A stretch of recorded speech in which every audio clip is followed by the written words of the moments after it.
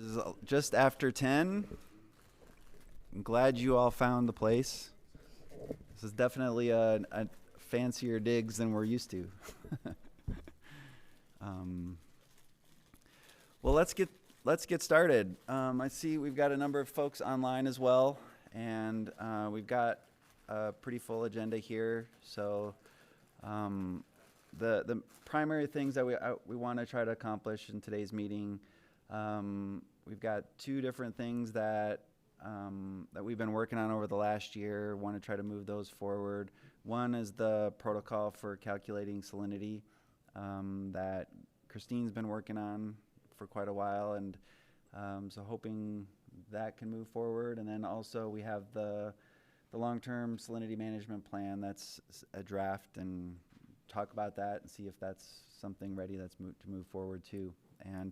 And then also we have our typical updates on conditions at the lake, and talking about where we are with salinity and if and where we want to go with that. So lots of things to cover. Anything else anybody wants to add to the agenda? Jeff, I'd like to have a little bit of a discussion just about perhaps thresholds, things that we may want to consider this summer or spring as we consider if we need to alter the berm or just anything else that we need to think through. Okay, fantastic. Will do.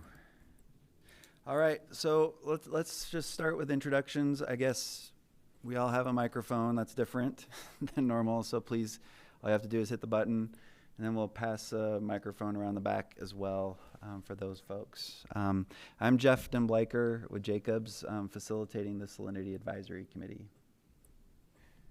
I'm Angela Gong with Forestry, Fire, and State Lands. Phil Brown, Great Salt Lake Brine Shrimp Cooperative. Thomas Bill Steels, Great Salt Lake Brine Shrimp Cooperative.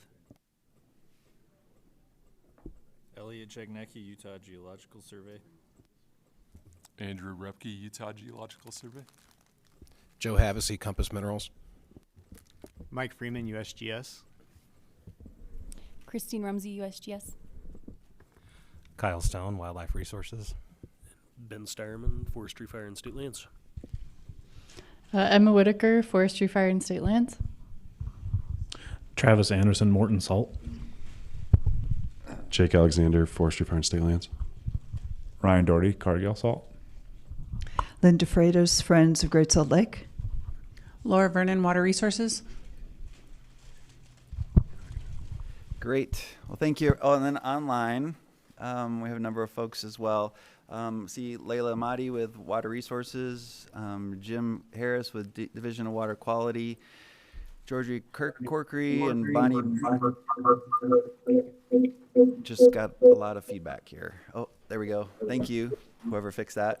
And Bonnie Baxter from Westminster, Rob Dubuque with Friends, and Bill Johnson at the University of Utah. Did I miss anybody? I don't know if we have an open microphone, or I guess we'll figure it out. All right. So this first part of the agenda, what we want to, actually, let me back up. We sent out a meeting summary. We last met in October. Sent that out back in February, and now hopefully you had a chance to review that, and wanted to just see if anybody had any comments or changes that they wanted to make to that summary. And if not, if you have, entertain a motion to approve that summary. Thank you, Thomas. And a second? And Kyle, thank you. All those in favor of approving them, say aye. Any opposed? Any further discussion? Oh, Bonnie says aye as well. Thank you. So they're approved unanimously. So the first thing I wanted to do is just go through some updates. And Christine has agreed again to give us an update on lake conditions.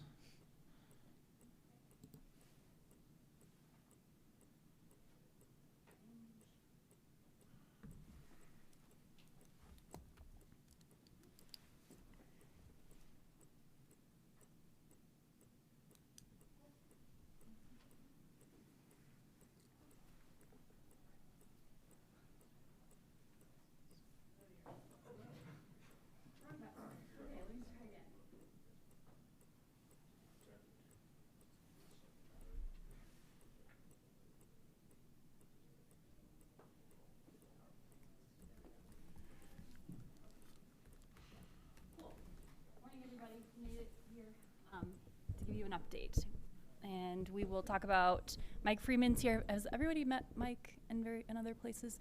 Mike is our field office chief for Salt Lake City office, so he coordinates a lot of our stream gaugers that work locally and knows a lot about the lake. He has a ton of experience on the lake, so excited to have him here today. He's going to present what Ryan usually does on lake elevation, stream flow updates, and then I'll jump in with the salinity update, and then I think that's it for this first segment. So, drive, Mike. Sure.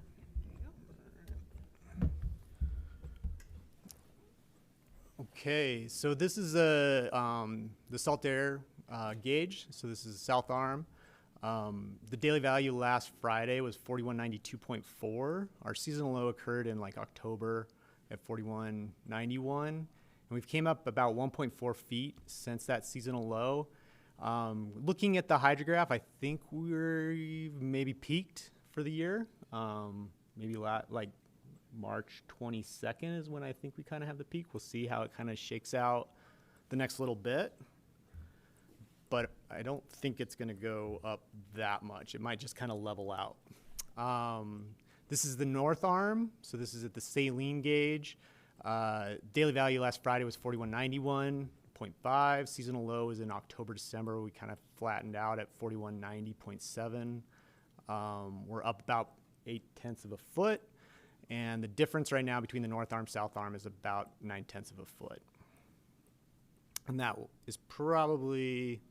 That might come up just a little bit more as we get more discharge through the new breach. Here's some of the major inflows, and this is kind of just a cumulative or a discharge plot of kind of how conditions vary over the course of the period of record. So this is the Corinne gauge. So you can see we're kind of in that much below normal right now, or I guess below normal, so kind of in that 10 to 25% range. The black line is the current hydrograph. If we look at the Weber River near Plain City, we're getting in that much below, so kind of that 5 to 10%. Really low conditions on the Weber River right now, at least lower down.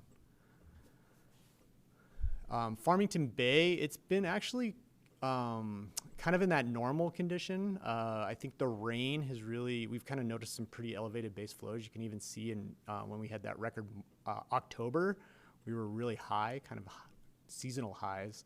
And the rain in March also kind of had a nice, long, gradual, sustained flow, but it's starting to drop pretty quick. And then lastly, the Goggin Drain, it's kind of up in that normal condition. This is basically, we've kind of changed the operations of the surplus canal, so that's why it is up a little higher right now. But again, the surplus is also kind of flowing quite well, probably due to some of the low elevation rain that we've had. So here's some of the new breach flows. So we measure every month. There was no measurements in October and November due to the government furlough. Our most recent measurements here on December, January, February, and March. So you can see that kind of came up in January. Flows have been kind of just hovering around that 600 to 700 CFS. If we look at the north to south flow, again, no measurements in October, November, but we have very little flows kind of sneaking past that the breach there with the berm, so quite low flows. This is the topography of the berm. You can see that the low point from the most recent survey has an elevation of 4186, and there's been some pretty substantial erosion, especially on that right side of the east side of the berm, probably due to, my guess is, having been out there quite a bit, wave action that kind of comes in with the north wind events. So it kind of crashes in and kind of erodes that berm. Great Salt Lake at Lakeside. So this is the far western breach, the old breach. We have kind of some, we've been making discrete measurements. I'm going to talk a little bit about some of the problems that we have at Lakeside, but most of the water now is coming from the Newfoundland Basin, and so we had a pretty wet March, or beginning of March anyway, and we saw quite a bit of elevated flows. We measured 151 CFS going through the lakeside breach, so that's north to south flow, and it's pretty much stayed north to south flow due to the low elevation of the south arm of the Great Salt Lake. So just to kind of, I think I've presented on this before, like maybe a year or two ago, but we get these pretty heavy precip events that occur out in the Newfoundland Basin, and then it kind of goes across where those blue arrows are pointing, and we get these large sediment deposition events that actually occur in our in the lakeside gauge pool. And we typically see these in the winter and the fall when the lake elevation is really low, and you don't have the kind of the south arm to push that water to the north. We'll see if these work, but this is kind of the flows that we were observing when we were out there on March 9th. All this water is coming from the Newfoundland Basin, and then here's let's see if it goes to the other one. Yep, maybe.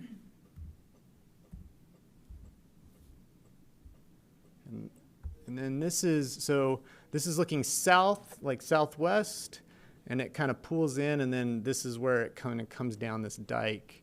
And all this water eventually makes its way over to the lakeside gauge.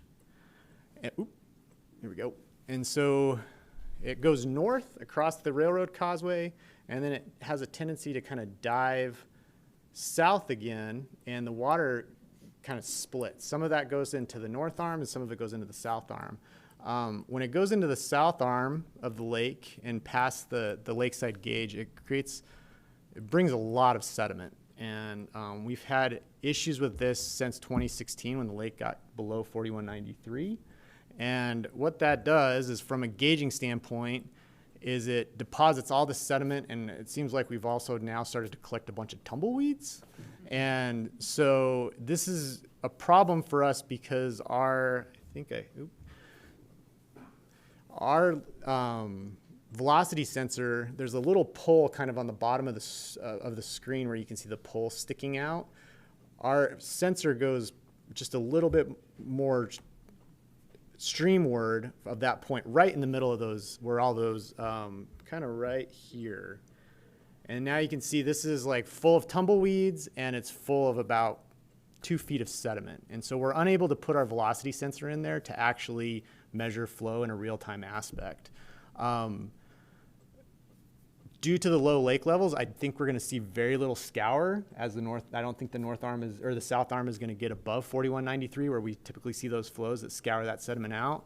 So this could be a problem for gauging at the lakeside gauge for USGS with this sediment there.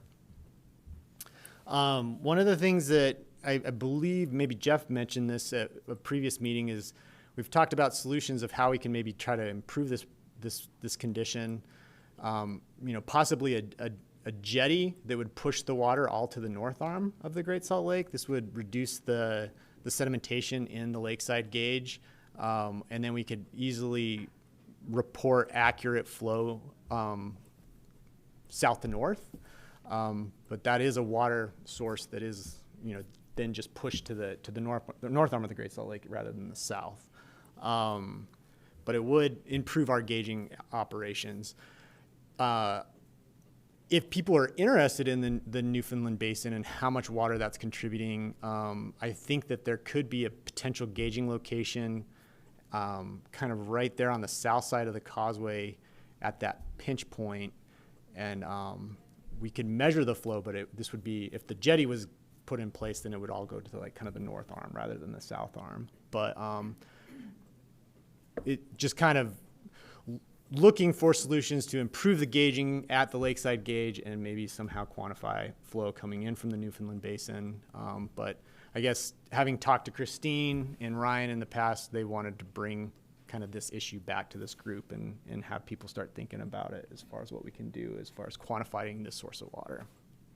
Because essentially we right now we don't have continuous discharge at lakeside. Correct. So that export of whatever goes to lakeside breach, we really can't quantify that at this time. Do we know what the salinity is of that water? It's similar to. Could you please repeat that with the microphone for those online?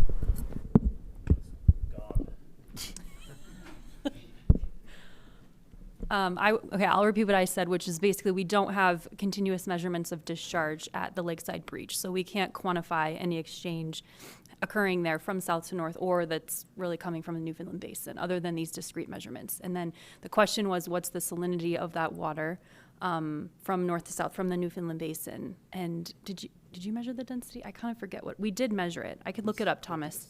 We did collect a sample. And we recently collected like a full sample for analysis. We can get back to you on that. We should be able to figure that out. And in the past, we've measured, I think it was that time we were out, it was like around, I think 80,000 microsiemens per centimeter. So that's like half of what the south arm would be in terms of salinity. But we're quantifying the chemistry of it as well as the salinity. So From a mineral standpoint, historically, that water looks a lot like South Arm, Brian. yeah, okay. Because you're getting daylight of shallow groundwater. Okay. That it kind of runs up against the causeway, essentially, and then it daylights in that trench. Okay, good to know. Just to point out, the plot on the screen, the green is actually measured discharge in a continuous standpoint, so we're measuring every 15 minutes using a velocity sensor. The red is actually just estimated flow based off of our discrete measurements that we make and kind of looking at the water level at the lakeside gauge. But the reason the data is estimated is because we can't put that velocity sensor in because of the sedimentation problem. We have left it in the past. It was buried by 3 feet of sediment. It took it over a year to daylight.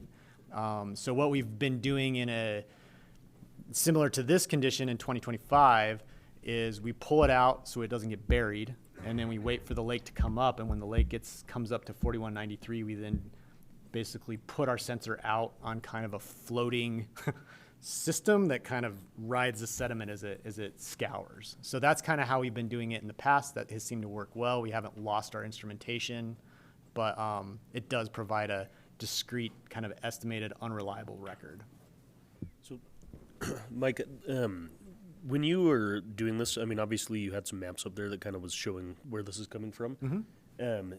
It's my understanding that there's some topographic features that are kind of prohibiting water from necessarily flowing from the entire basin back to the lake. Is some of this groundwater that's coming back in to those low spots? Because it kind of looked like it was like, in the canal there. Do you have any thoughts on? Are you looking at this one? Is this the one you're kind of talking about? Yep.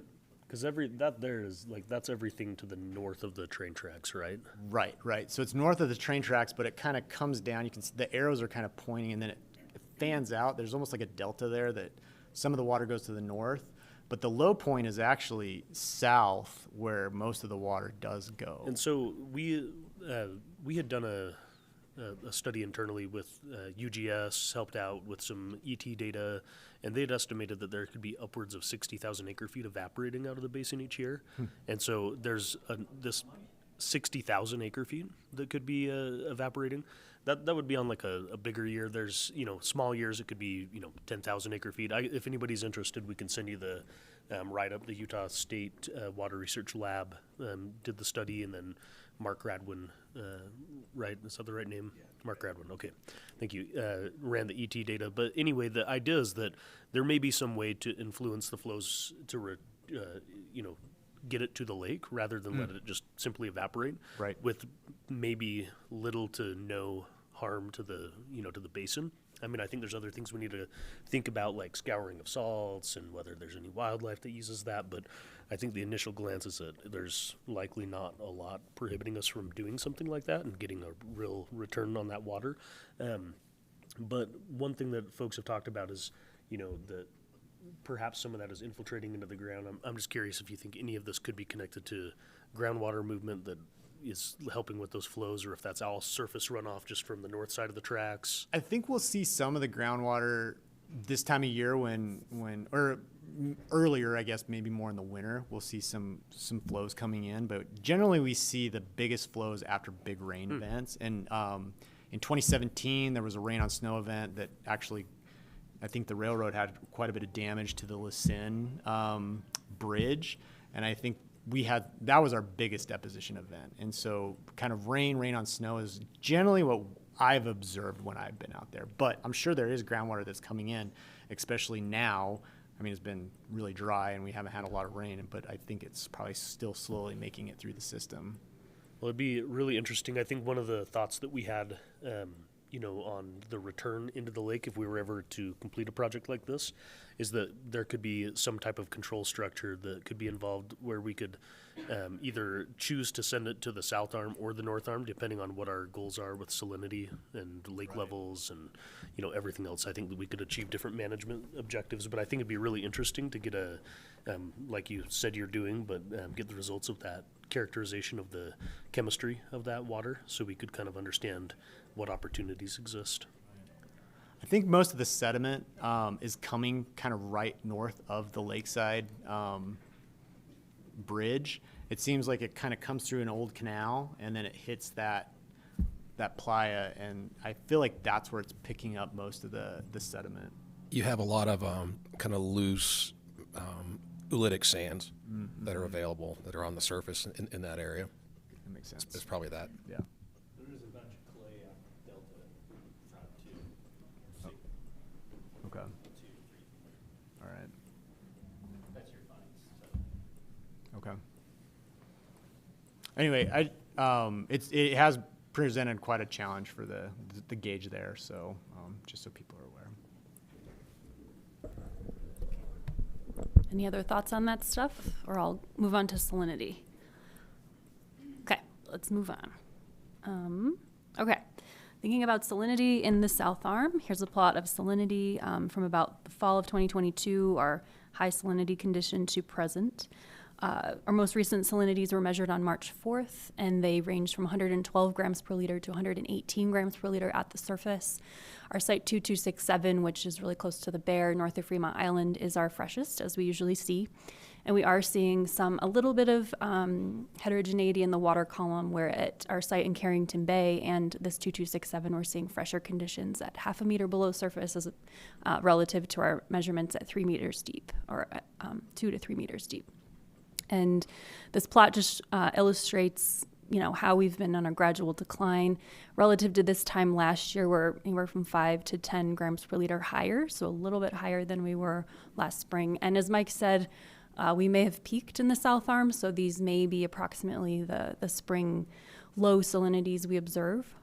Relative to last fall, in Carrington Bay, our site 2565, we are 13 grams per liter fresher, and relative to our site in Gilbert Bay, 3510, we're 8 grams per liter fresher than we were last fall. So just to give you an idea of the change we've seen seasonally. In the context of our historical record back to 2010, you can see we're really hovering around this 120, the low end of our 120 to 160 gram per liter kind of optimal range that's been identified. These conditions are similar to what we've seen in 2020, 2013. So, we've seen it before. Other recent salinities we've measured outside of the South Arm or at the New Breach. So, it's still the South Arm, but 119 grams per liter. And then at Saltaire, we have a measurement as recent as last week on the March 26th that was 117 grams per liter. So that's where we're sitting right now. I've started computing our volume-weighted salinities at the request of Jeff. So on the left, looking at what we call the upper brine layer volume-weighted salinity, this is considering the top 4 meters of the South Arm, both in Carrington Bay and Gilbert Bay. That value is 118 grams per liter. And then if we consider the full depth volume weighted, which goes to the bottom of the lake, bottom of the South Arm, we're looking at 119 grams per liter. Very similar, as we're not seeing a lot of variability in the water column. Looking at these values in the context of our salt mass as well as our elevation, that kind of line is pointing to our most recent measurement, and the mass we have at that time was an estimated 874 million tons. So again, we're kind of at this that low end of the 120 to 160 gram per liter range, and not as low in terms of elevation as we've seen before, but sort of at the low end. And then our salt mass. So this plot shows salt mass, South Arm salt mass in millions of tons on the y-axis from the time of our historic low, fall of 2022 to present. And you can kind of see we were hovering around about 1 billion metric tons of salt during that time, during the fall of 2022. After berm modifications, that really set us up into kind of an export paradigm where we were losing 134 million tons per year up until the point we started to see backwater effects at the breach. That was observed by Andy Carlson by August, September of 2024.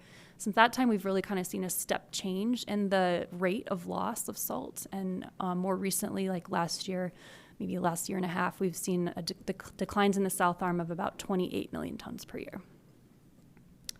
And I'll leave it there until we get to the kind of spring forecast section, unless anyone has any questions.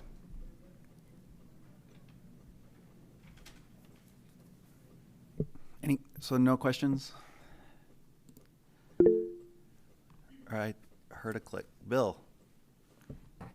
Yeah, just, Christine, could you go back to that plot showing the lake elevation in Salinity? Yeah. Yes. Once I don't know why this is so difficult for me. Appreciate your patience. Sharing. Okay, hang on, Bill.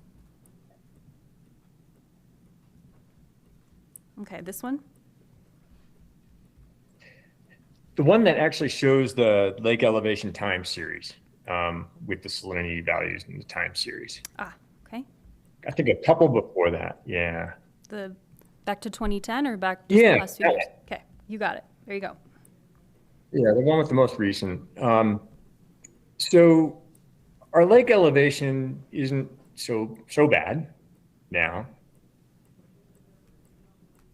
And I'm just trying to understand whether we as a group can explain that, you know, given the climate aspect. Is it what can we attribute this to? How much of this is due, I guess? Do we have a sense of how much of this is due to the negotiated water returns that have been coming through Farmington Bay? Has anybody kind of done that analysis? Just to clarify, you're talking about the water level? Yeah. Bill, we haven't. USGS has not looked at that. No. Because, you know, we haven't had great runoff, and yet we're not sitting too badly, relatively speaking. And I just would like to have a sense of whether or not what the magnitude of those negotiated returns are in that. And it's okay if nobody has that sense. That's something I think we should get a handle on, but I'm not quite sure how to do that. I just wanted to check and see if anybody had that on the top of their head. It sounds like we don't at this point. This is Joe. I think that the trust is working to quantify, you know, what's been delivered. Certainly you have, you know, what was negotiated on paper, but, you know, the actual measurements to follow through with that. But I do believe the trust and Marcel are working on something like that. Okay. All right, great. I just wanted to get a sense of that. Thank you.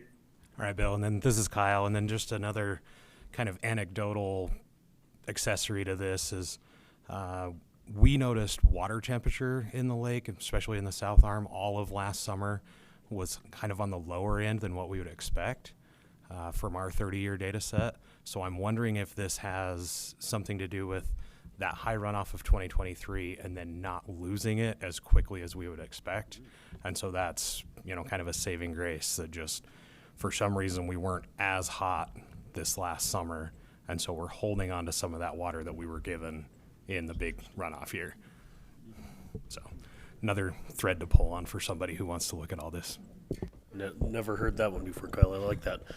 There's also, for your information, Bill, there's Water Rights has a accounting tool on their distribution plan that talks about what the saved water, or I guess dedicated water, on approved change applications accounts for. So you can look at there, and they've already done this quantification. It doesn't get to what you know, Joe was talking about, which is, you know, what water could have been going there already versus new water, but it does give a little bit of an insight.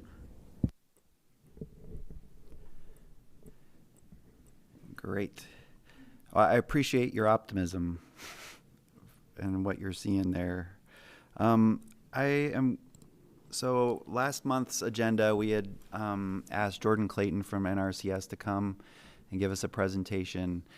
And I asked him specifically if he could talk about how NRCS does their forecasting. And what's their methodology in developing an estimate or forecast of what the spring runoff would be and what the inflows to the lake, and then how has he been getting to his forecast for the lake level for the summer. And so he unfortunately we had to postpone our meeting, but he did send, and then he couldn't make it today. His final forecast comes out the 1st. I guess that's on Wednesday. And so he's really busy getting that done and finishing up with some field work for that. So he wasn't able to come, but I thought it was well worth highlighting some of his slides for you. And so this is, just to preface this is all Jordan's information. But I think there are some, as we're looking at how we forecast salinity for the year, I thought this is some good background, because so much of this comes down to how much water do we expect, how high do we expect the lake to come up this year, and then that drives how we think salinity salt might move through the breach and the mass that we have to work with. So he had quite a few slides, and I'm going to skip through a lot of them, but just in terms of his, just providing an overview, we know the watershed is large, and I think what is impressive is the number of snow-tell sites and snow courses that they monitor throughout the basin. So snow-tell sites measuring the meteorological information, how much snow is falling. The snow course is where they go up on snowmobiles up to the site, and they're actually measuring the depth of the snow. And so they've got, they feel like a really good representation across the basin, looking at high as well as medium elevation sites, low elevation sites, really to help forecast what the inflows or what the available water supply is. And this isn't just used, just recently we've been using this to look at forecasting the lake level, but this is the data set that water suppliers are using, and they plan most of their reservoir operations on these types of forecasts. So here you can just see a distribution of the snow-tell sites and stream gauging sites, all done in cooperation with USGS. In terms of inflows where they've got measurements, and then you can see the areas that are represented by their sites in red. So in a lot of our mountain areas, they've got really good coverage. For precipitation data, same type of thing, really trying to forecast, because our system is snowmelt dominated. They're really focusing on trying to understand what's happening at those higher elevations that hold our snow. I thought this graph was interesting, just showing the distribution of where they have snow-tell sites at different elevations. So you can see with the blue curve, that's what I'm referencing. All those triangles represent their sites that they're measuring. So we're not just measuring at high elevations. We've got snow-tell sites throughout all of the elevations. Let's see. I touched on this. One thing he noted was that most of the precipitation falls between 7,000 and 9,000 feet, and they really don't feel like we're missing too much information there. We can always have more gauges, but for the most part, we've covered it. Current conditions, I think we all know, are not good. Let's see, comparison to I did take the liberty to add that straight line in there. That was just from, so what you see, the dashed lines, so he was going to present this on February 26th. So his forecasts then were based on the information they had on February 1st. And so you can go onto their website today, and that's what I did this morning, and you can get their current, where are we today based on SNOTEL data. All of those dashed lines you see there are forecasts or projections that they can make based on where we were on February 26th. And you can see the bottom one there is the minimum projection, which is even lower than the 10% projection. And that black line you see going from upper left to lower right, this is where we are today in terms of our snow water equivalent measurements at this SNOTEL sites throughout the basin. So a lot can change between these forecasts. This is data based on February 1st. We should be getting another update forecast on April 1st. So they're constantly updating, trying to figure out what's happening in the basin. I'm going to jump through a lot of these. I think from a precipitation standpoint, a couple weeks ago at the Utah Water Users Conference, Jordan gave a presentation and just noted that overall our precipitation's been pretty normal. What's different is just the temperature paradigm that we've been in, where we just haven't seen the snow accumulation, and now especially we're seeing the snow melt happening very quickly. Soil moisture has been above normal, and I believe what Jordan had explained is just with more precipitation coming as rain, that's really helped our soil moisture in the watershed. But without the snow, typically a higher snow or soil moisture helps with runoff efficiency, meaning that more of that snow comes into our streams and down to the lake. But without the snow, it's not helping our overall supply. I think our air temperatures have been above normal. Reservoirs are filling with what available snow we do have, but we're below where we were last year. So you can see here, as of February 1st, we were 68% capacity compared to 80% the previous year. Let's see. So in terms of Great Salt Lake inflow and lake level rise forecasts, they are using these 4 primary gauges, USGS gauges, and what they're doing is they're taking they're estimating the runoff volume, and then looking at where we are today or at the particular day in the lake, and then they're adding that volume to that to understand, well, what's going to happen with the water level. So that part, I think, is fairly straightforward. I think a lot of the magic happens in forecasting how the snow is going to melt and how that's going to translate into flow coming to the lake. So they've got a lot of data from prior years. I think one of the key challenges that they have is that every year is different. They highlighted in 2023 we had the all-time highest snowpack or snow water equivalent, SWE, and then this year we have the all-time low.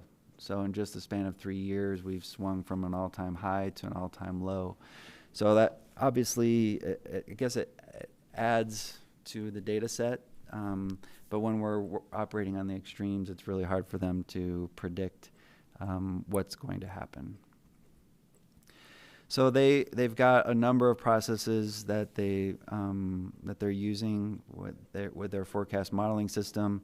They're using machine learning to constantly try to recalibrate the model to try to understand what's happening, and really starting to work towards, and they've got a number of methods that they use to work towards using an ensemble or an average from those different forecasts, and then reporting those values.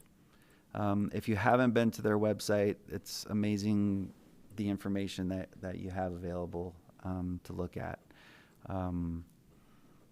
Let's see.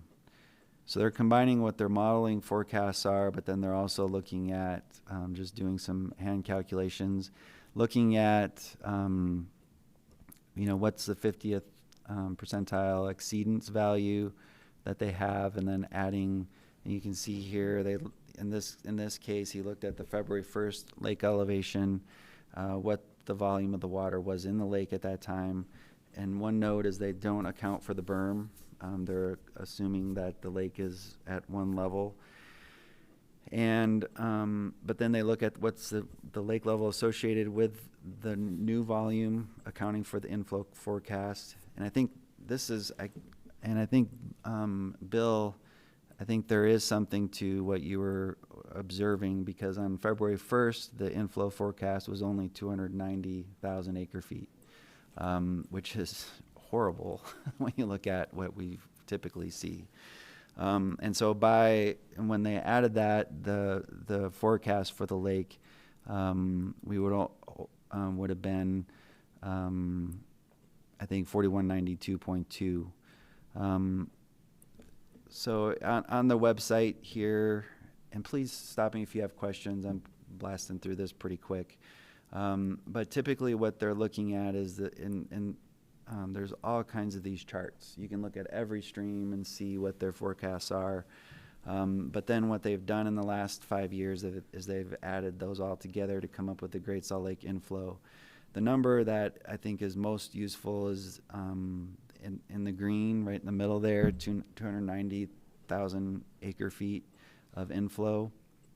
And then you can see the range, that's the potential range. And it's a very wide range. But it gives you kind of an idea of the uncertainty that's there. So when he added that, I guess, let's see, I was wrong.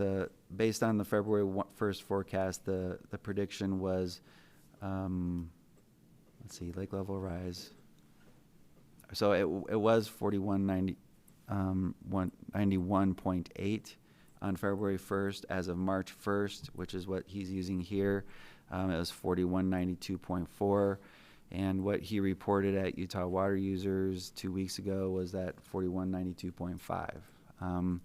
And so one of the reasons that it's coming up here is just, let's see, and I'll email these slides to you so you can peruse them.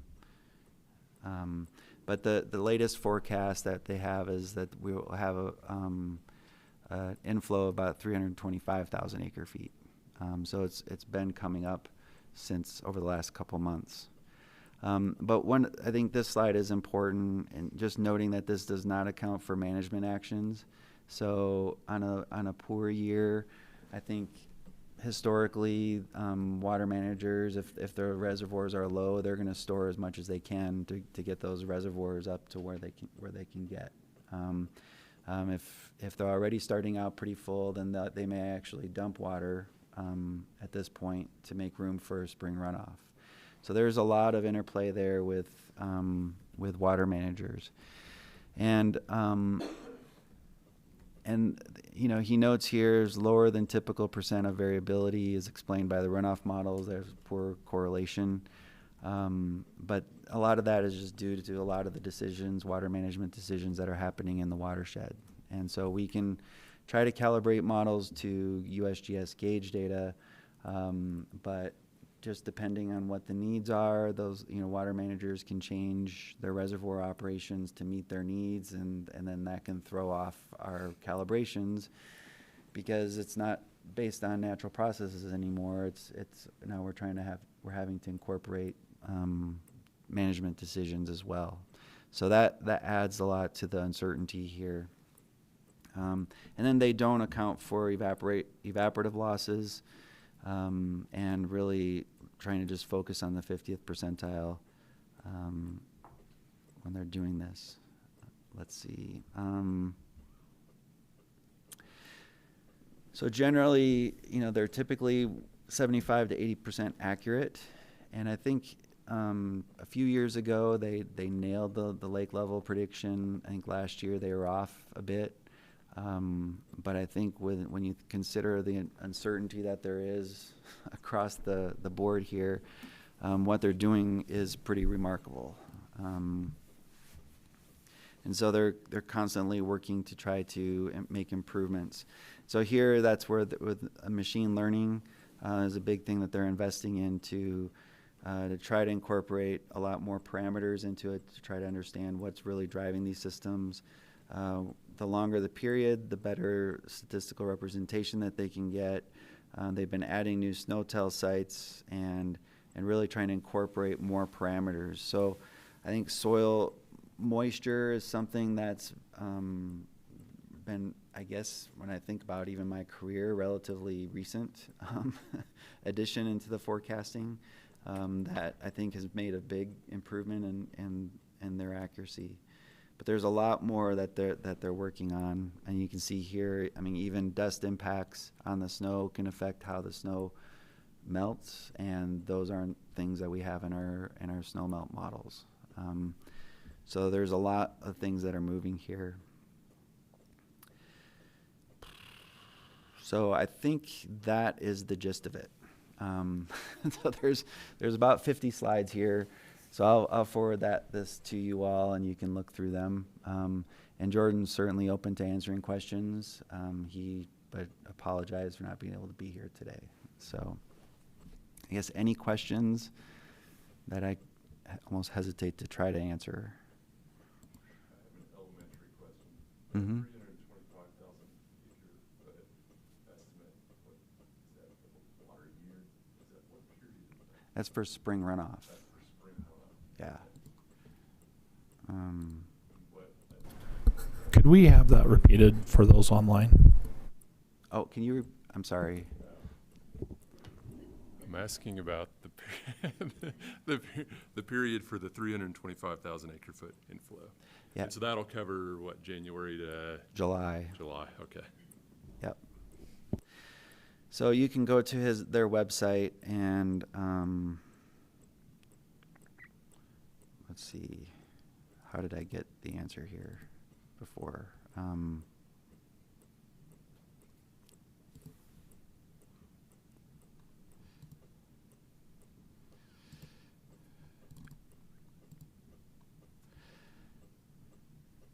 shoot, it's not coming. But oh, this is all the stream flows. But this is where you can come to their website, and you can get those graphs to find out exactly what their update is. Oh, I just had to scroll down. So here's Great Salt Lake inflow. There's the 325 value. And then you can go through, that's April to July is the forecast period. And then you can go through every one of their gauges in the system to see what that means, or how they get to that. But when you consider 325,000 acre feet, that's, I think an average year used to be 1 million, acre feet. So it's not good. And it's a really low year. That said, I think, Bill, the fact that we're getting more flow through the Jordan River system is a good note. Is that because they are transferring some of those water supplies? I just drove past the Jordan River up by Utah Lake yesterday, and the Jordan River was not flowing much at all. It was really low. So they're not moving water from the Utah Lake system. So, I don't know.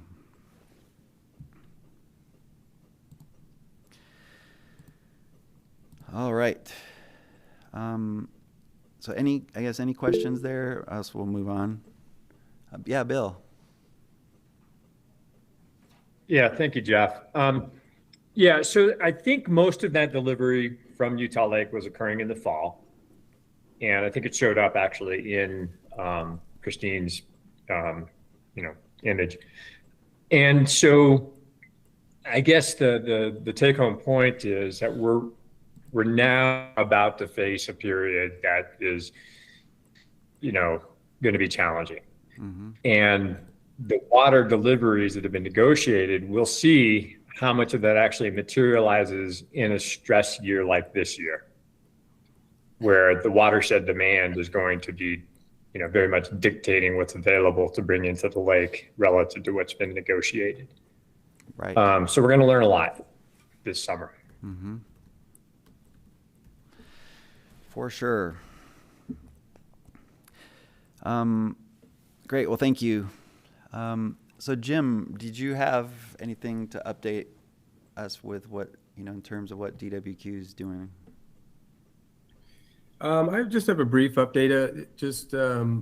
We're in the midst of reviewing Water Leaf's proposed lithium extraction facility in the North Arm. And as you might recall, we had to develop some rules a couple of years ago that regulate new extraction operations that they have to demonstrate that there's no negative impact to the biota or the chemistry of the lake. And so phased approach, the first phase happened last spring where they collected about 6 months worth of data and rolled that into a certification application that we're reviewing right now, where they're kind of self-certifying that they're not going to have an impact or negative impact. And we've been working with Forestry and Fire and State Lands very closely on this, and should in the coming couple of weeks, have some decisions made on that, but we're still negotiating some of the details of that application. Keep in mind, there will be an opportunity for public review and comment. The next steps would be, if approved, that we would issue a discharge permit, and then they'll have a public comment period associated with that. So no promises, but look for something sometime this spring. So that's all I got for now. All right. Well, thank you. Yep. Any questions for Jim? If not, Ben, you want to give us an update? Yeah. So a couple of things. I think last time we met was October, so it's been pretty slow for us since then. We bought a factory, and that's been keeping us on our toes. But as far as salinity is concerned, I think that's going to be something that I would love to discuss with this group. Eventually we're working with Cargill and some of the other small operators to figure out exactly what that looks like to keep them going. But with that, they're not going to need the same amount of water, and then also they'll have a return flow. And I think there's an opportunity there to think about how we use salinity that's accumulated in that pond to also buffer, what we do between the breach and the North Arm, and then also how we restore that portion of the bay. So a lot to come there, but right now we're kind of focused on dealing with the bank and how to let people come in and get their collateral and all of those issues. So it's been a full-time job, or 7, on top of what we're already doing. And then we are also still working on our comprehensive management plan and mineral leasing plan.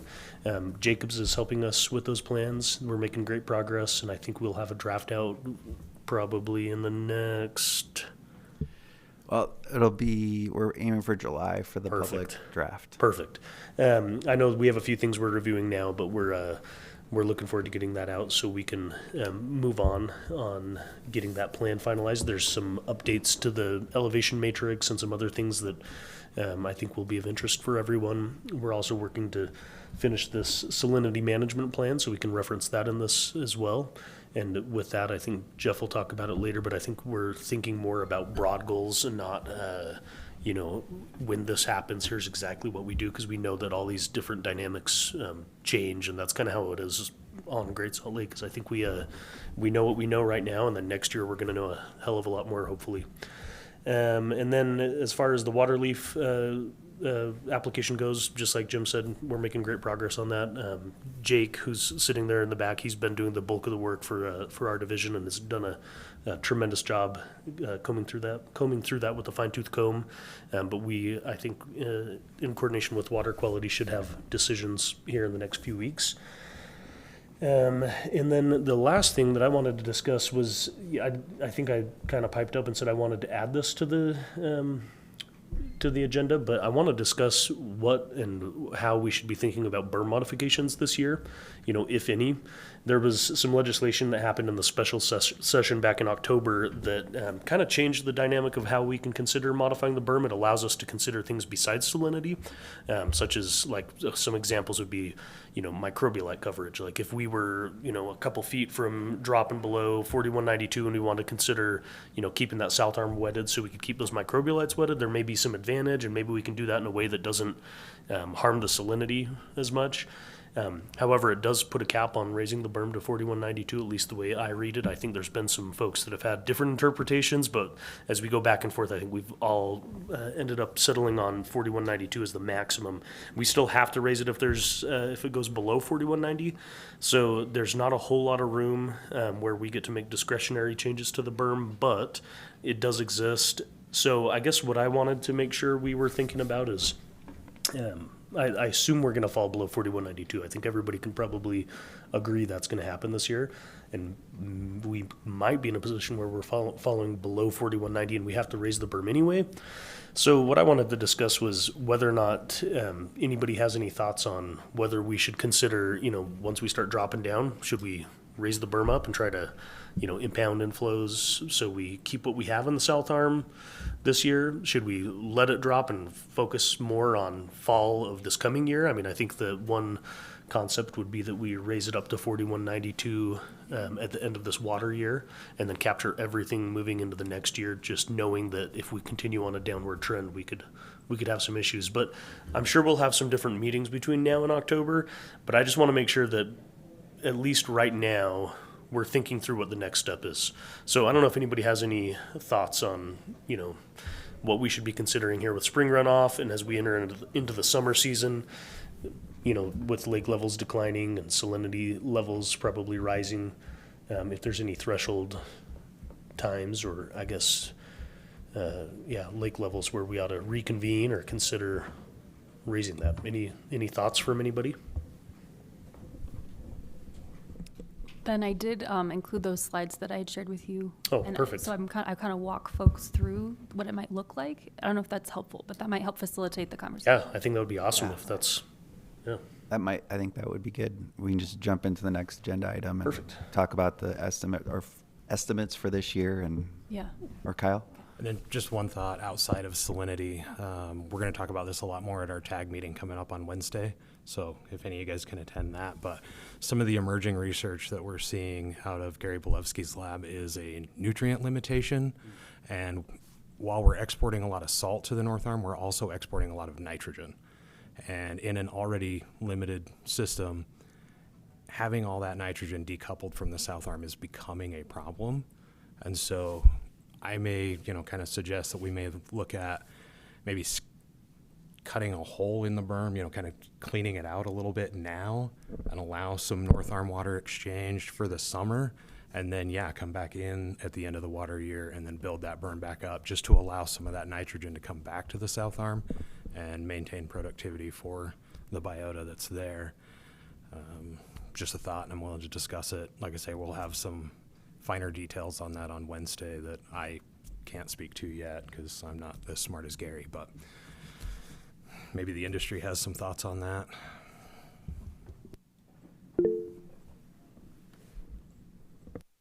I mean, I'll just mention that it's something that we've been discussing for a while now, that we could lose quite a bit of those nutrients, and we haven't really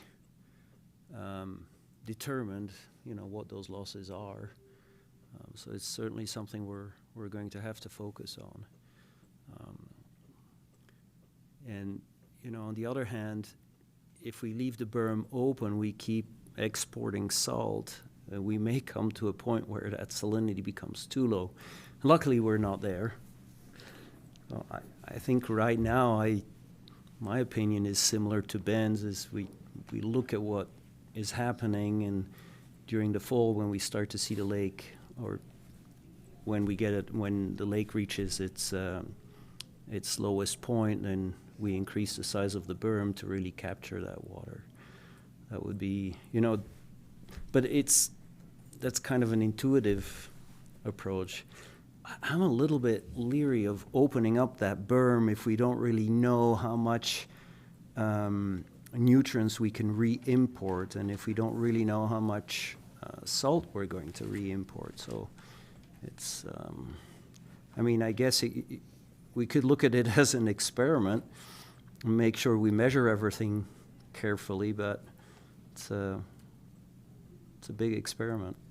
Oh, for sure. And that's why it's a conversation right now of, you know, I think we're in a good position where we're on the bottom end of salinity, that we have a little bit of range to absorb some of that salt with the potential benefit of bringing back some nutrients. So, and that's where, you know, cleaning out what's left of the berm. I mean, it sounds like it's severely eroded based on the most recent topographic images of the berm itself.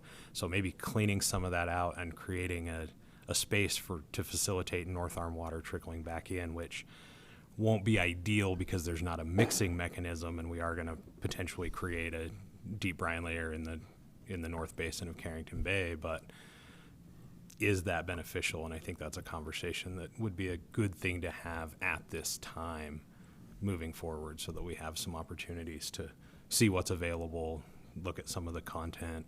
And I think some of the measurements there, it's just we need some people to look at the data and, you know, look at it as an option and see what's going to be best for the system. Kyle, did Gary tell you how much nitrogen he thinks the South Arm has lost as a whole? I think he mentioned some numbers based on some of Christine's calculations, Okay. and that's why I'm hesitant to give a number, because I don't remember what those were. Okay.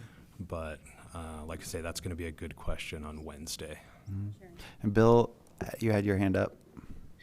Yeah, I just want to clarify. I'm really surprised to hear that would be significant. The nitrogen coming from the North Arm would be significant compared to all the South Arm inflows that are, you know, many of which are wastewater dominated. So I'd really like to get a sense of confidence level that the North Arm is a significant contributor of nitrogen compared to those sources. We're very confident that the North Arm is a substantial source of nitrogen to the system. It's about when the berm was not there and we just had bidirectional flow. From our mass balance analysis from about 2017 to 2022, we estimate that the North Arm is supplying about half of the nitrogen input to the South Arm. So that's relative to the surface water gauges. So we know the North Arm is a really important source of nitrogen. The challenges with our records at the breach and the challenges we've had with the nutrient labs is stitching together what that nutrient flux has been from north to south. We have estimates, and essentially when you raise the berm, you just cut off that supply, which we know is really important. And I'm trying to find my email to Gary where we estimated this, so I can give you a number, but we were basically able to say, based on our estimates of flux that have been cut off and relative to the nutrient mass in the South Arm, nitrogen mass, it would have decreased the concentration in the South Arm by some amount. And that's what I'm trying to look up. But yeah, Bill, we know it's a really important source of nitrogen, but it has been pretty difficult for us to quantify, especially after 2023. We just don't have a lot of data to work with. But we're continuing to think about that, and we'll be presenting at the tag on this of like our best estimates of the flux and relative to, you know, when we modify the berm and we change the magnitude of flux of salt, what is kind of a proportional change in nutrient flux we're seeing. So yeah, we're going to be discussing that more at the tag. So Christine, did I hear you right that you were saying 50% of the nitrogen inflow into the South Arm would be coming from, in the past historically, had been roughly about from half. Return flow? Yeah. Mm-hmm. About half, and that would be an average, or that would be a maximum? That's I think an average, and I can check those calculations too, but that's based on just a kind of an annual look at the nitrogen coming into the South Arm, and it's substantial. Yeah. And to further build on that, some of the, you know, the suggestion that Gary made is that the North Arm has now become a giant sink for nitrogen. So while we're exporting everything, all the nitrogen goes into the North Arm, the water evaporates, the nitrogen stays. With the limited return flow from north to south, all that nitrogen is getting concentrated up there, just like the way the salt is. And so we're kind of net exporting nitrogen out of the South Arm. So even though we do have inflow from the freshwater sources, it pales in comparison to what's being kind of stuck in the North Arm. Yeah, and how conservative nitrogen is in the North Arm is another question. And Bonnie's been wondering about this. There's the nitrogen cycling that's happening in that hypersaline environment. Is it merely concentrating, or is it also being transformed and being removed in some way? We don't really know. There's a lot of unknowns there. But I think Bonnie and Scott have had some comments there in the chat here, just acknowledging that that we do have nitrogen, I guess nitrogen fixers in the North Arm that would be bringing that nitrogen in. So I think so it's always great to find out that things are even more complicated than what we thought. But I think I guess what I'm hearing is that not only is that North Arm flow 50% of the load into the lake, we've cut that off, so now we've lost that load into the South Arm, but we're also likely exporting some nitrogen to the North Arm. So that is affecting that balance even more in the South Arm. So yeah. I know a lot of these calculations stem on flow and measuring flow, and USGS has tried to. The breach is a really tough place to measure, and one of the things I just threw this out to Ryan the other day because I heard that there was potential modifications to the berm. I've spent the last 2 weeks looking at a lot of that data, and when the berm's in place, we actually have, and I know Sam and USU has been working on this. I think the modeling as far as predicting flow becomes a little better, and I think USGS has methods where we could probably have a fairly confident number from south to north. When we blow that berm out or move that berm, that kind of adjusts that whole computation and makes it a little more difficult. And one of the things I mean, just throwing this out there, one of the things I thought about is if you move that berm, you have erosion, it's pretty dynamic, it's hard to quantify that flow. Would something like pumping the water from the North Arm into the south, where you can have more substantial calculations, you can quantify that flow a little bit better, would definitely improve your numbers going from south to north and then north to south as well, to kind of maybe get because I know there's a lot of uncertainty in our flow measurements. So I'll just say that we actually had Jacobs run some engineering on putting in a more intelligent structure to see about like maybe having something more uniform that's more easily adjusted. We also had them explore the thought of like maybe we put in pumps and you can run it both ways and you don't have to worry about gravity and elevation and all that fun stuff, or siphons or other things. It gets really, really, really expensive. And also the pumping, just getting enough electricity and the size of the pumps. I mean, any of these projects ended up at like $30-40 million. And so I think that when we discussed it here at the Salinity Committee, it was kind of like, well, you know, this rock berm that's basically free is working good enough. But I think that this is still something that we're interested in to see if we can refine that. And we are still working to incorporate some components of what Jeff's team came up with, which one of them was a protective structure. So seshes and wave action don't affect the berm, so we don't have like accidental blowouts. We're a little more informed and can like be more precise with our adjustments. And I think for monitoring and measuring, having something that's more uniform and not constantly moving will also help. But we're still working on that. But I think there's going to be core permitting and other issues along with that. And then I also just had a quick question as well. Has anybody looked to see if salinity, like the actual concentration and nutrients, are they correlated? Because I would assume that they've got to be somewhat in the same realm, right? I haven't looked at that directly, Ben, but the nutrient concentrations tend to be fairly stable over time. And while we kind of see these step changes in salinity based on changing mass. But I mean, recently, so I found the email that we sent to Gary, and we are seeing some changes in the South Arm nutrient mass more recently. Interesting. So yeah, that's a good question. It's just how tightly coupled are they, which is part of the analysis we're doing at the breach of just looking at those Yeah. fluxes and how their relative changes are. 'Cause I mean, I would Yeah. think that assuming that, you know, when we have big infusions of North Arm brines and our salinity goes up and whatnot, that we would also have big infusions of nutrients as well. And so I think it'd be really interesting before we start making decisions on modifying the berm, like Thomas said, you know, like, can we refine that and understand more closely like how that's related, but also, you know, did we look back and see like the last time that we were 120 grams per liter in the spring, what was our nutrient, where were we at on nutrients? Because it seems to me like it'd be really interesting to know if we're just not used to being at this kind of concentration. I mean, we were at like 90 grams per liter last spring coming into this, if I remember correctly.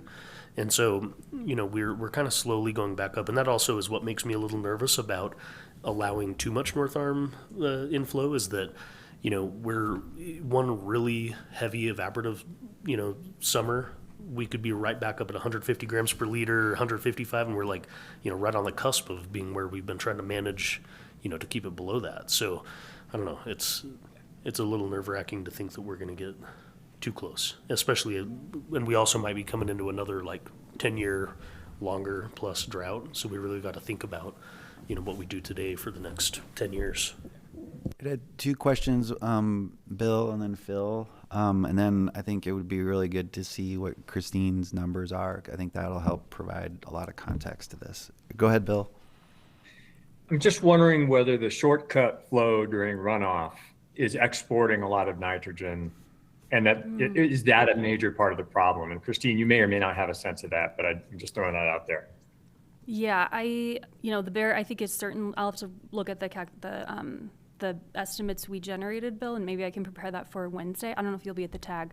The bear, as being the largest inflow, carries a lot of mass, but some of our other inflows, like the Goggin and Farmington Bay, actually have high concentrations of nutrients, so they actually contribute a large portion of the nutrient mass.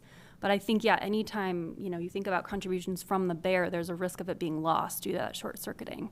So it's an important thing to consider.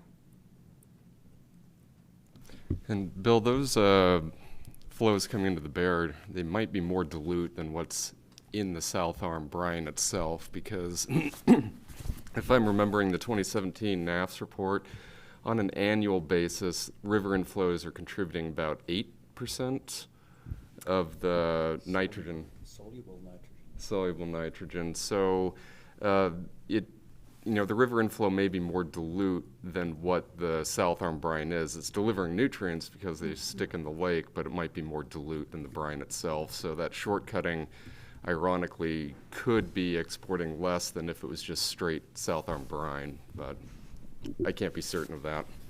The way the numbers stick out in my mind is that the nitrogen inflow from the runoff is basically offset by atmospheric loss.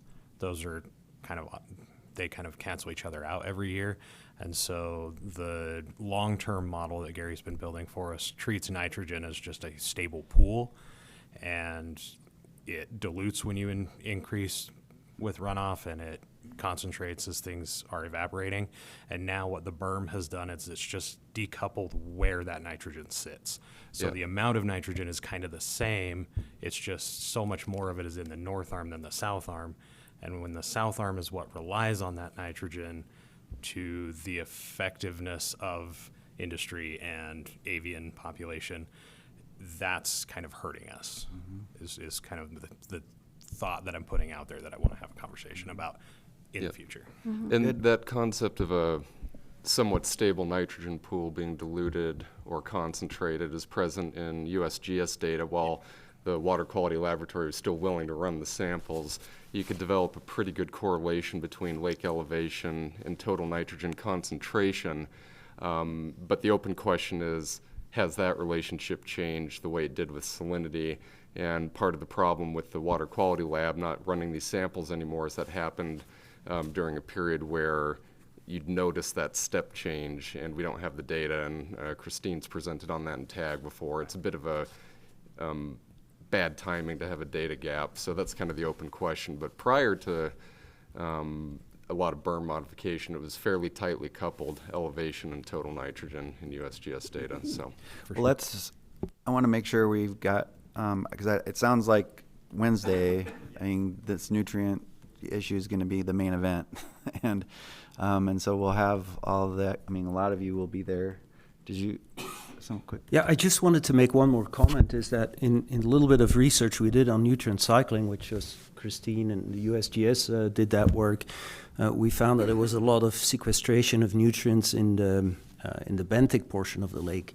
And, you know, one wonders, as we lost the deep brine layer, how that may or may not have contributed to nutrients. So I think there's an added complexity with nutrients in that the cycling, you know, creates a much more complex situation than, let's say, with minerals in the lake. So. Yeah, would agree. There's multiple chemical and biological processes happening with nutrients that is not necessarily happening with salinity.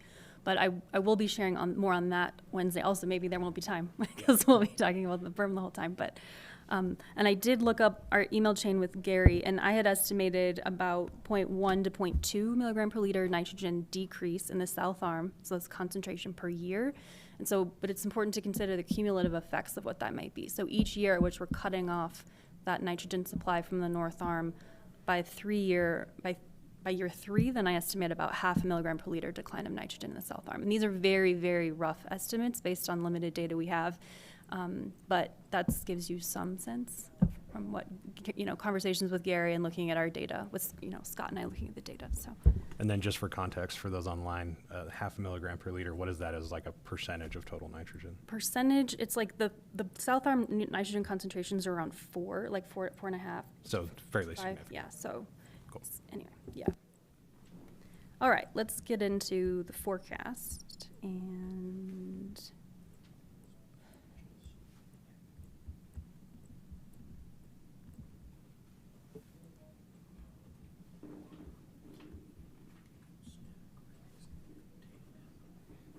okay. Well, I followed the approach we normally do, but as mentioned, we may have already peaked. So these may not be super meaningful. Again, our most recent estimate as of March 4th was 119 grams per liter based on observed data. And then I kind of only carry this to April 30th, just assuming that this is not going to be a long runoff season. And so any precipitation coming in during that time, evaporation, inflows, all that stuff is considered. And I'll just cut to the chase here. Here's a table of predictions for April 30th. I include 3 climate scenarios. So starting at the top row is our dry, warm, middle is our average condition, and then the bottom one is a wet, cool condition. So ranging from 112 to 118. I kind of put in a little plug there, just showing what the NRCS forecast at 4192.4 is what they forecast for the seasonal peak, and that would result in a salinity of 117 grams per liter. So just a little bit lower than our volume-weighted salinity we calculated for March 4th. So that not much change from what we're already seeing unless we get a lot more precipitation coming in. That's my, okay, mic's on. Okay. So, and then I just did this is my back of the envelope calculation for fall of 2026 and what that might be. This is a plot showing the annual drop in elevation from a spring peak to fall low back to 1960 approximately.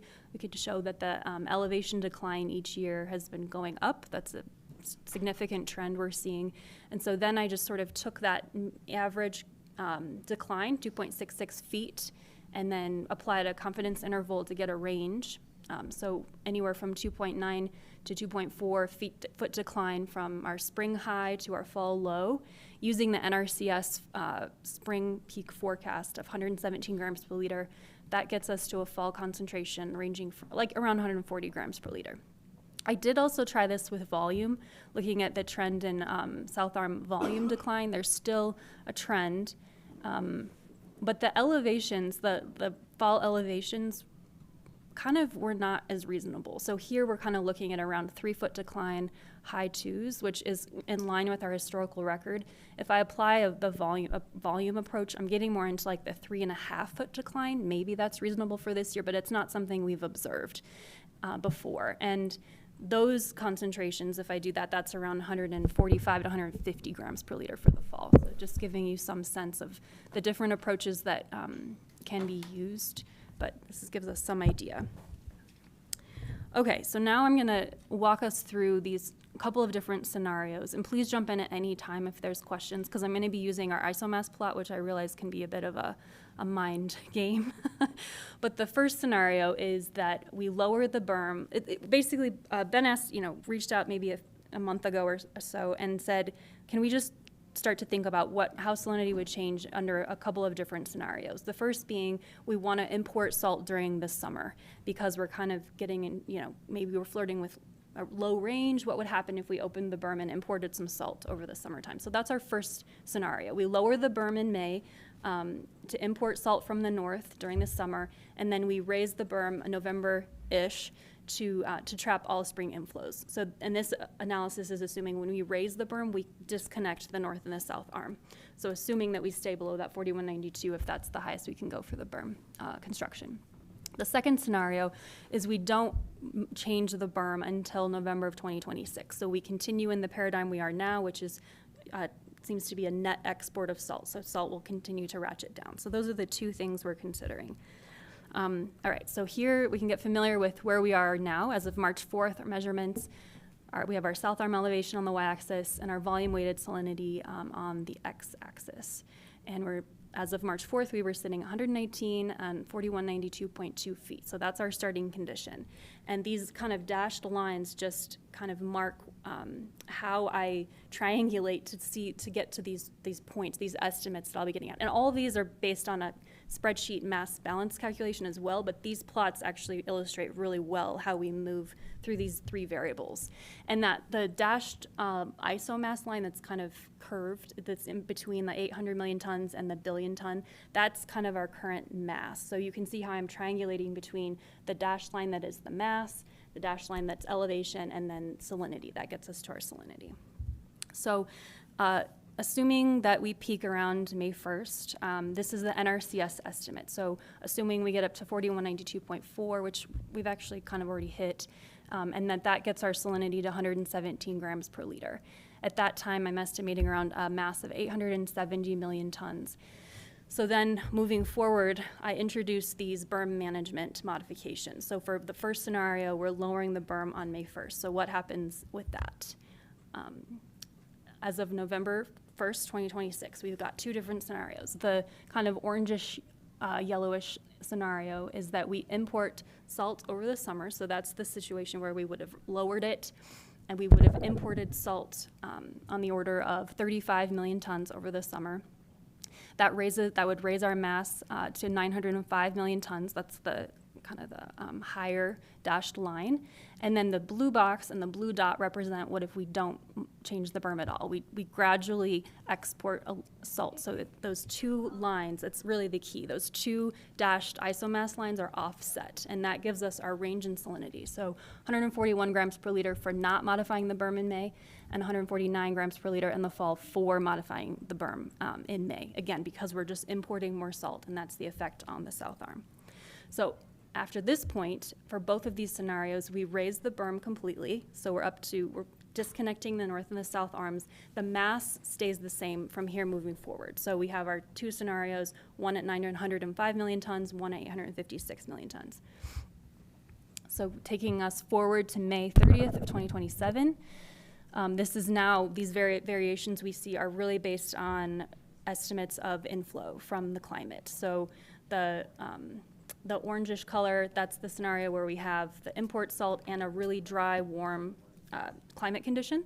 That would get us to 135 gram per liter in the spring. If we don't modify the berm, we have really wet, cool condition. The model indicates we would be at 110 grams per liter in the spring of 2027. Huge range, but gives you some idea of the effect of the berm modification, the effect of climate, different climates. And I guess I'll point out that for the scenario where you do lower the berm, this kind of orangey one, that one alone, given kind of a wet, wait, that would take us, okay, I'm not gonna try to do this on the fly. There's that big range you can kind of see there.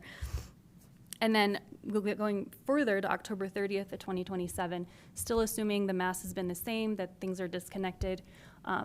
You can kind of see where that would shift everything. So for the scenario where we did import salt over the summer of 2026, that gets us to 165 gram per liter. And then for the condition where the berm was not modified in May, For a wet cool condition, you get 125 grams per liter. And so again, I just highlighted the kind of the extremes of what these could be, just to give you a sense.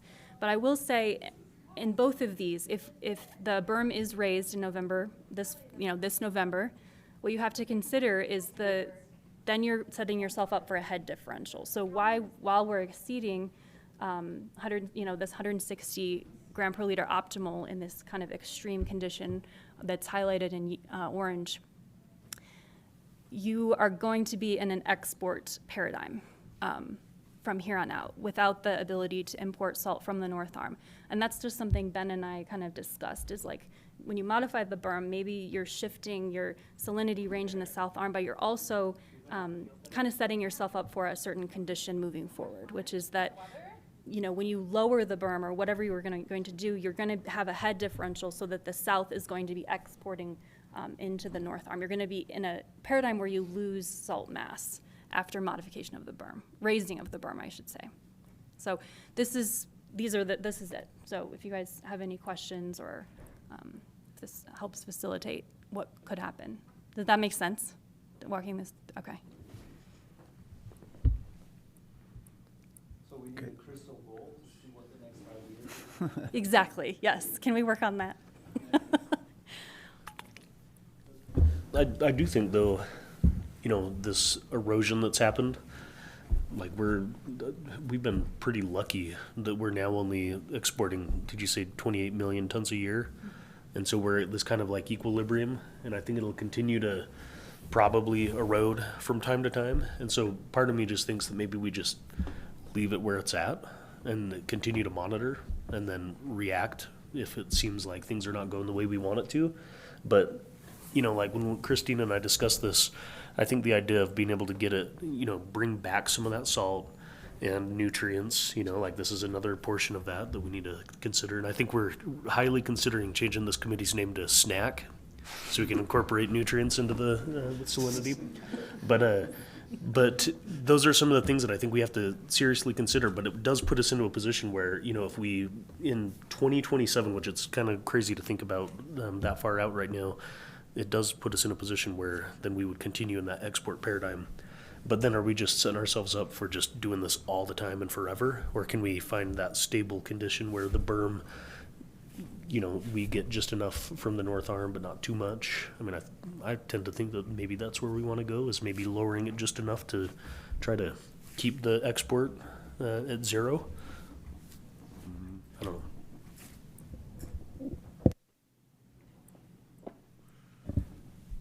Yeah, that's a real problem, Ben, because if we continue in this drought, then we know that unless we can get a significant amount of additional leased water into the lake is going to keep going down. And the only way to prevent that is to reduce the evaporative surface, which is making it a smaller lake. We're shutting off the North Arm. And then we lose that tool. So between a rock and a hard place here. And I'll say too that, I mean, there's quite a bit of regulatory oversight on this. Like, we can't keep the North Arm segregated from the South Arm and make a smaller lake by recommendation or just by doing that. There's a lot of strings tied to that. So we can only do that, I think, for 18 months, and then we have to lower it again. So there's things that we have to consider, but I do think when we can buy ourselves like if we're entering into a drought year, if we could buy an extra year of keeping, microbialites wetted, keeping the salinity where we wanted, keeping boat harbors functional, keeping, all these things intact, like that's something we have to consider as well. And that's not something that we were able to really talk about or consider prior to the legislation in the special session. And Ben, don't forget, we can reverse flow. Like come September, we shut our pumps off on Promontory Point. You could reverse flow and, continue to move North Arm brine, controlled, into the South Arm if there was a dire nitrogen need, so that could operate, I'll say October through March. So that's not an insignificant quantity.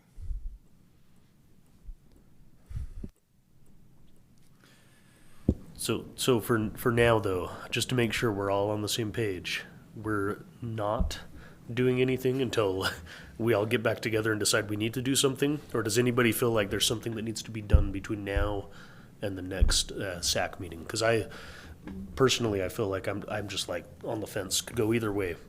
And there's a lot of benefits, pros and cons on either way we look at it. But I don't know that we have enough information to make decisions based on nutrients yet.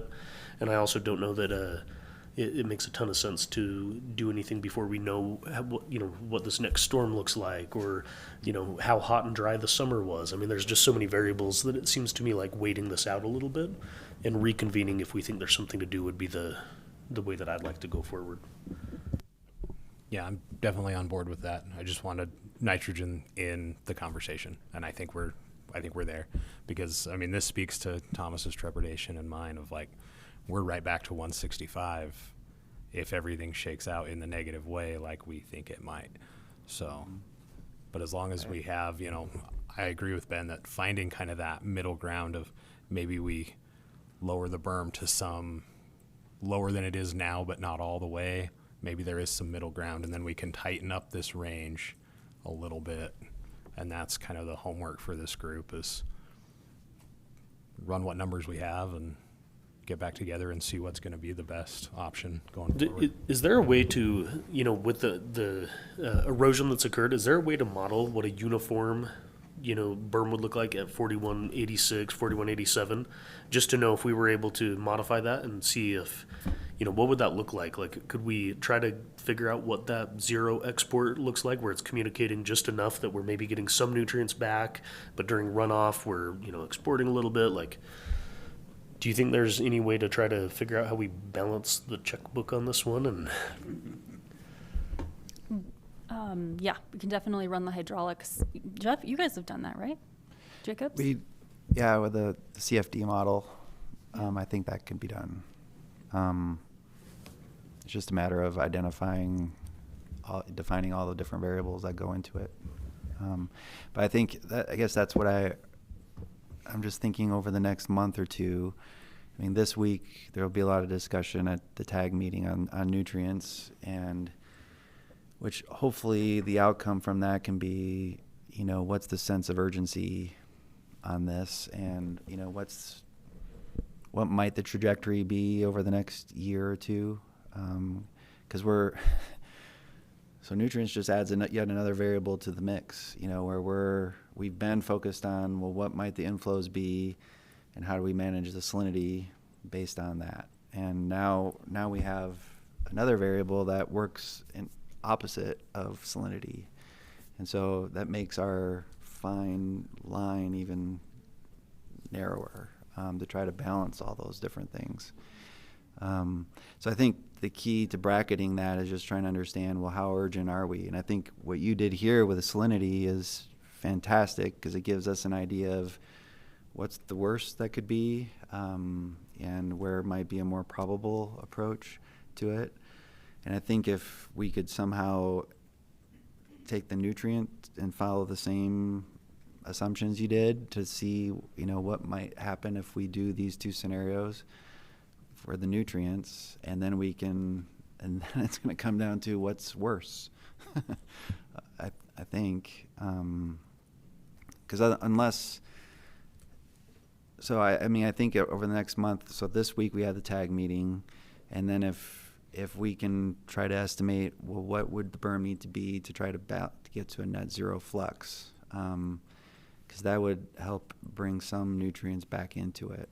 And so where I'm going with this is that perhaps rather than having our next meeting in June, we might need to have a meeting in between, just to focus on this specific question, and just to try to grapple with, how can we balance this? And do we want to make a change of the berm now, or should we just wait till November? Jeff? Christine, should we make a calculation that would bring us somewhere in between on a berm modification, where we would lower the berm but not entirely, to a level where we end up between the orange and the blue? Is that something we can do? You mean a specific berm elevation? A specific berm elevation? I think we would need to talk to Sam or Jeff, because I think it's about there's a number of factors, but it's all about hydraulic head, concentration in each side of the arm, the difference in elevation between the two arms, and really it's predicting flow and each side. And so I can look at our historical record but really nothing is going to be representative of another berm condition. And so I think it really will be working with Sam and his team to say, okay, what if we had a berm at 4186 or something straight, and then how might that affect our north to south flow and our south to north flow? And really the calculation is easy. We just need net salt flux, and we can assume a certain amount of, we can measure the salt in the north arm. We can easily measure the salt fluxes. It's just dialing in, what what the discharge will actually be, estimating discharge under that condition. That's the hard part. The salt flux calculation isn't hard, but making that salt flux a net zero, essentially, I think is what I'm hearing. And then seeing if Sam has insight in how we, what cross-section shape gets us there for the conditions we have at a given moment. Jeff, I like your idea of reconvening before our June meeting. Since we know that the runoff is probably going to end much sooner than it normally would, I would suggest maybe we shoot for something, maybe at the issues forum we all sit down and discuss this at lunch, but or maybe the week after. But something where we can have the time of kind of seeing when peak runoff is, or when runoff is finished, and know if, what the summer's looking like. We'll probably have a better forecast of weather and know what the spring precipitation looked like. So maybe we get together then and then come ready to discuss whether or not, focus on that, whether we want to decide if we're going to modify the berm, leave it the same, or do it in the fall. Mm-hmm. And I think that should just be really the sole discussion, maybe some forecasts, and then jump right into what we all think we need to do. Right. And a nutrient isomass plot. Oh, yeah. We're going to enter a new world together with a nutrient isomass plot, which is going to be hard because it's not conservative and we don't know all the nutrient cycling mechanisms, but we can try.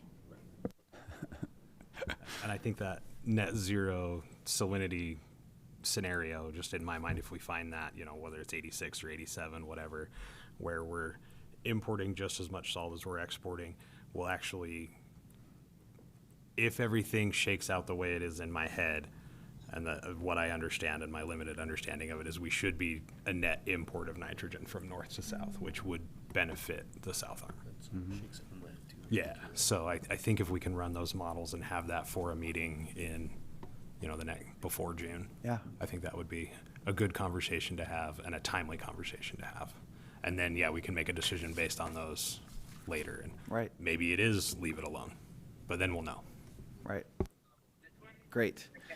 Well, let's we'll schedule the next meeting here in a little bit. But I guess moving on, there's so much that we could talk about with that. But given the discussion that's going to happen on Wednesday, and the modeling questions that we have, I think that'll really help inform our next time where we discuss this. So I think that's a good move. I guess I'm looking at the time here and wanted to just make sure we can touch on the last few agenda items. The next one was the protocol that Christine's been using, that we've been using, and just wanted to see if there were any remaining comments. And Christine, now that this has gone through the full USGS review and approval process, correct? Yes, this is ready to be published whenever this group says it's ready. Great. So any questions from the committee on this? Any concerns with approving it? And if not, I'd entertain a motion to approve it. And Thomas, move. So moved. And Andrew, second it. All right, and I guess the vote with the committee members, all those in favor say aye. And anyone does not want to approve it? Or any further discussion? I guess this is the last chance you got if you have any more questions or concerns.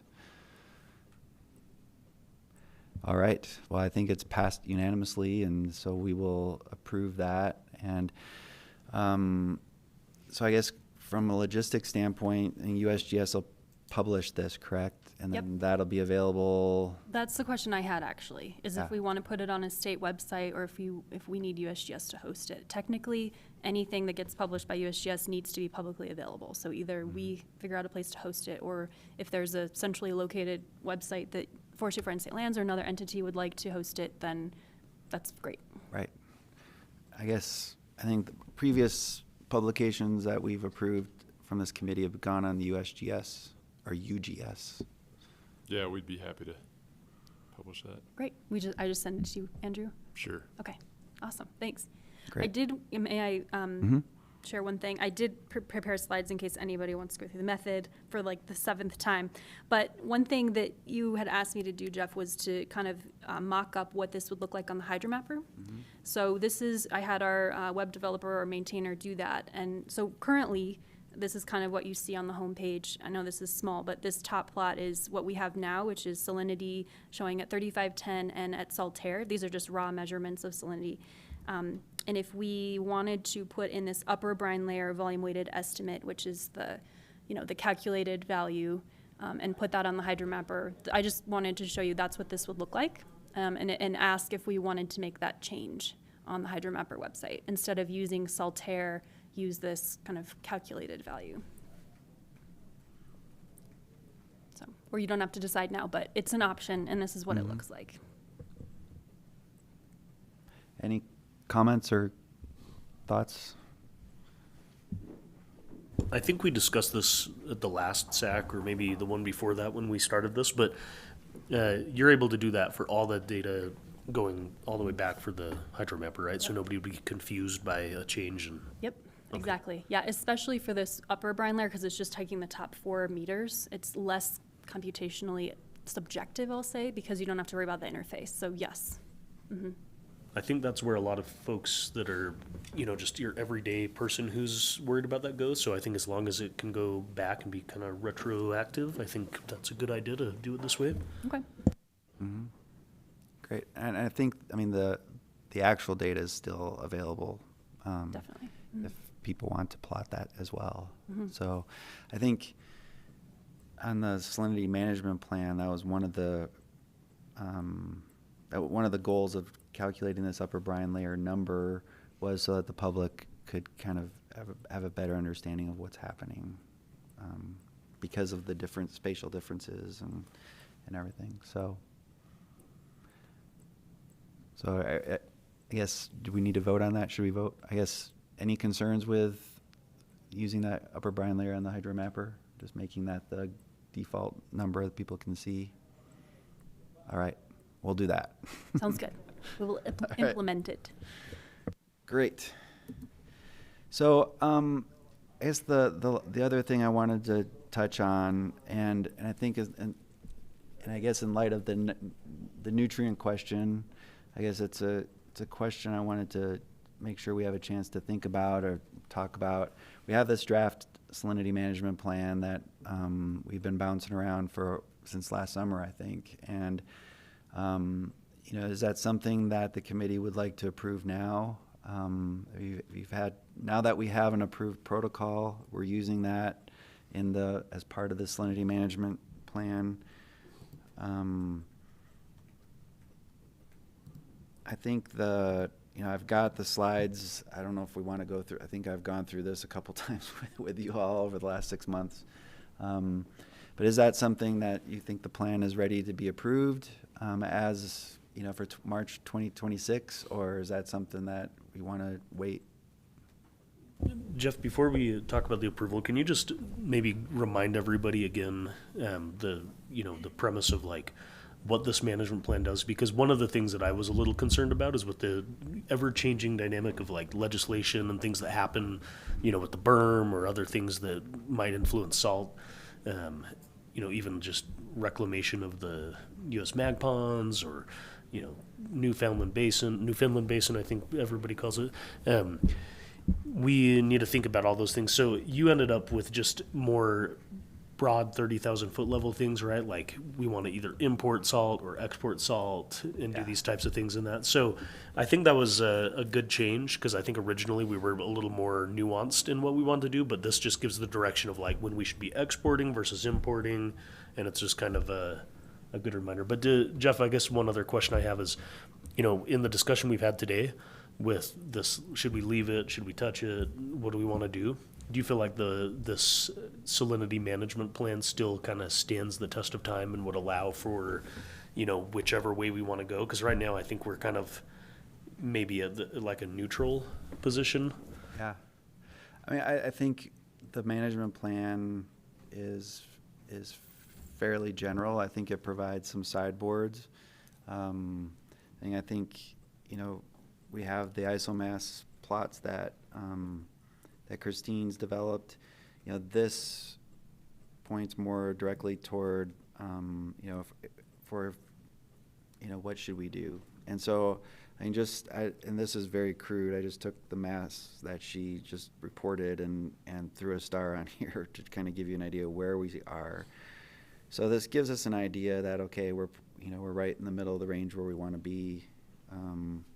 And I think last fall we were just below that. So this kind of gives us an idea of the trajectory where we want to go. And I think more importantly is that if the lake is fairly stable year to year, it gives us guidelines, kind of direction, a vision of what to do. If the lake is declining, here broadly is, we want to reduce salt import, or, we want to export more.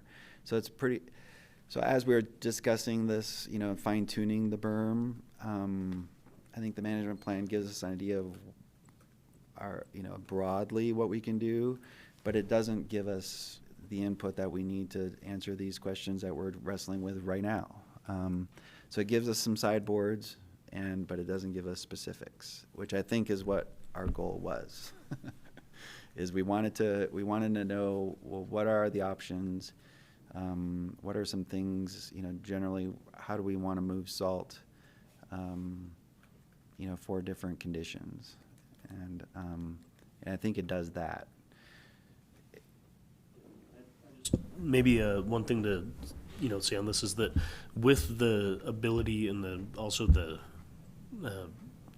concept of managing the berm now for more than just salinity and doing some of these other management activities, I think the salinity management plan, so long as it can kind of stand on its own, like this is kind of a guiding principle that when we're here and the lake is trending in this direction or this direction, it gives us some thoughts on what we'd want to do to manage salinity, but knowing that there may be other influences, and this is not the playbook, this is the guidebook that kind of says this is how we generally want to move, but there may be other factors or ways that we can manage salt or other things that we need to consider.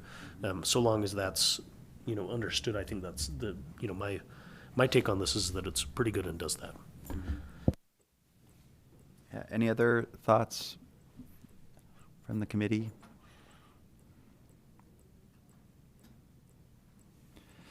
I guess one thought I had is just I don't think the plan speaks to the fact that there are other variables such as nitrogen or nutrients, and who knows what else comes up in the next 10 years. And so perhaps adding a caveat to it just to state that there are other factors that may need to be considered. And maybe just one other thing too is we may want to consider at what frequency we want to revisit this, because having 120 grams per liter is our fall target. If we find out that nutrients are going to be an issue, and maybe we want to readjust that thought and think about where we want to be. Maybe we want to be a little bit higher, so then we lower to the spring, target salinity, and also allow for those, nutrient imports. I think we should at least make some mention of some of those other variables that we would want to manage for, but also I don't think we need to keep on punting this to the next meeting every time. It may be something we want to, just amend from time to time, like we do with our bylaws or our charter, or, other things that we do. Right. Joe,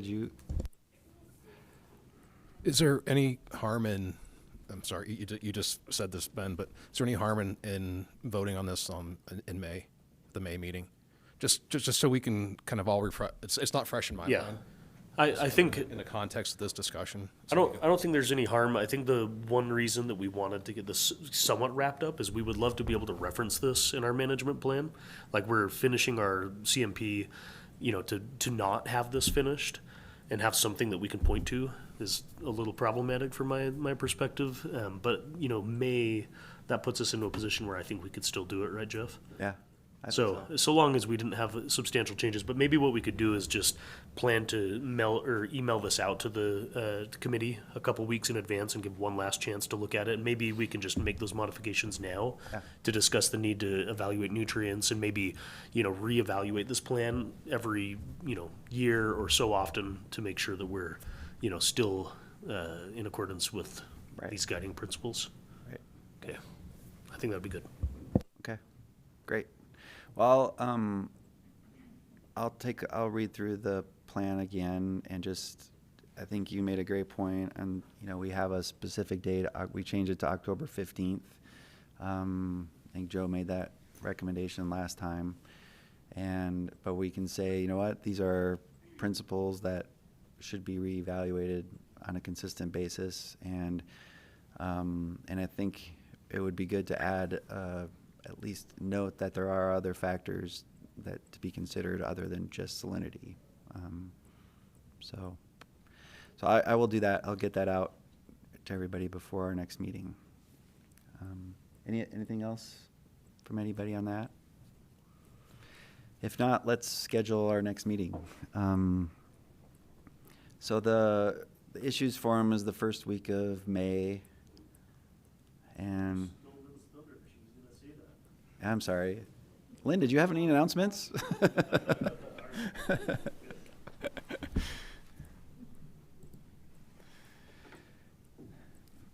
So let me get my calendar out quick. So that would it be more helpful to have it the last week of April, the week before? Does that give us enough time to actually finish a runoff and make the calculations? I would think we'd want to kind of err on the week after maybe, but happy to do the week before if everybody thinks that's better. I mean, that gives us, there's definitely more time to consider the possibilities there. So I guess we're looking at the week of May 11th, and if we keep our traditional Thursdays, it'd be May 14th from 10 to 12.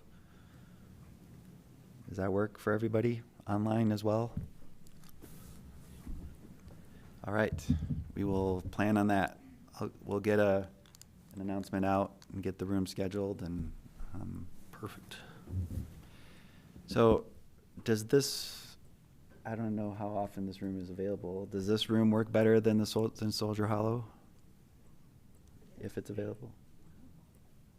Okay. All right. Well, we'll see. We'll see if we can arrange that for the future.